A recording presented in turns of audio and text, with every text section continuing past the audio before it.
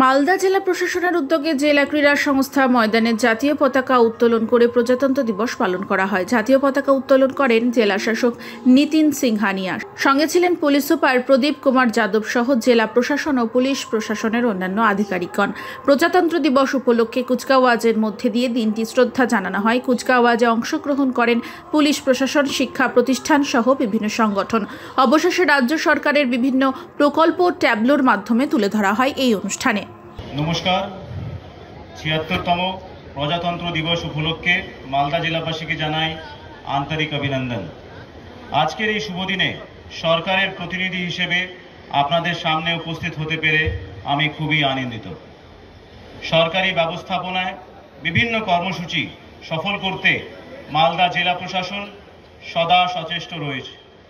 2024-25 আর্থিক বছরে বিভিন্ন সময়ে পশ্চিমবঙ্গ সরকারের জনকল্যাণমুখী বিভিন্ন প্রকল্প যেমন খাদ্যসাথী, স্বাস্থ্যসাথী, শিক্ষাশ্রী, কন্যাশ্রী, রূপশ্রী, লক্ষ্মী ভাণ্ডার ইত্যাদি নিয়ে দুয়ারে সরকার ও পাড়ায় সমাধানের মাধ্যমে প্রতিটি মানুষের কাছে পৌঁছে গেছে।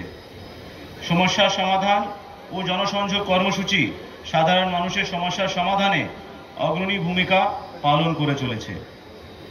জেলায় পথশ্রী প্রকল্পে 131 কোটি টাকা ব্যয়ে প্রায় 400 কিলোমিটার রাস্তা হয়েছে।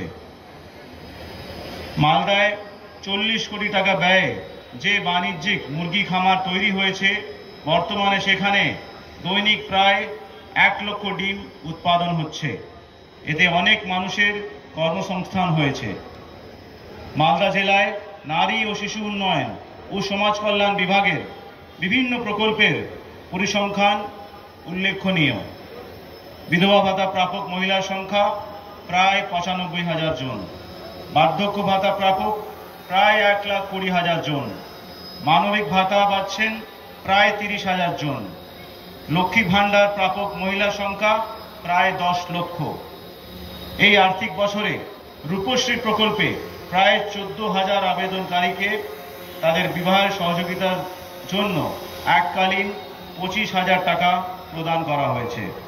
2024-25 আর্থিক বছরে এখন পর্যন্ত কন্যাশ্রী 1 প্রকল্পের অধীনে প্রায় 98,000 জন আবেদনকারীকে বার্ষিক 1,000 টাকা প্রদান করা হয়েছে এবং কন্যাশ্রী 2 প্রকল্পের অধীনে প্রায় 14,000 জন আবেদনকারীকে তাদের উচ্চশিক্ষার সহযোগিতার জন্য এককালীন 25,000 টাকা প্রদান করা হয়েছে।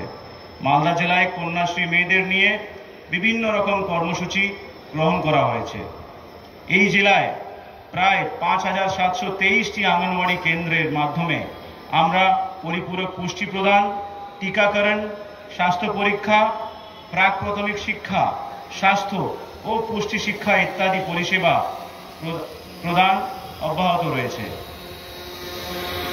উন্নত পরিষেবা প্রদানের লক্ষ্যে জেলায় প্রায় 650টি শিশু আলয়গুলিকে সক্ষম আঙ্গনওয়াড়ি কেন্দ্র হিসেবে বেছে নেওয়া হয়েছে। এই সকল সক্ষম আঙ্গনওয়াড়ি কেন্দ্রগুলি শিশুর সার্বিক বিকাশ গড়ে তোলার লক্ষ্যে স্মার্ট টিভি দেওয়া হয়েছে।